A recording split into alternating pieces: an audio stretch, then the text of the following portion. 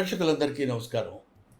ప్రశాంత్ రెడ్డి, రాజేష్ సంయుక్తంగా నిర్మిస్తున్న 'రాజు యాదవ్' సినిమా. దీనికి దర్శకత్వం వహించింది కృష్ణమాచారి.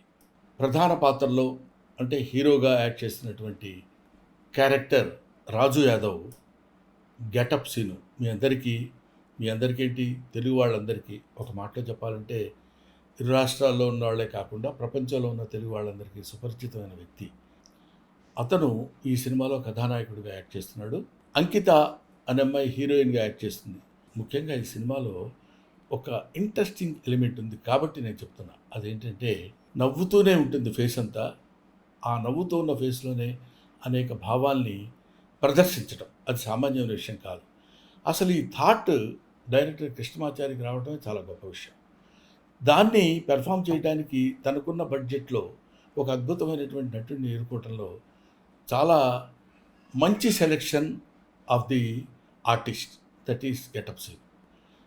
ఈ గెటప్ సీను అనేది రేపొద్దున గెటప్ సీన్ అనే పేరు పోయి ఆర్టిస్ట్ సీను అనే పేరు వస్తుందని నా అభిప్రాయం.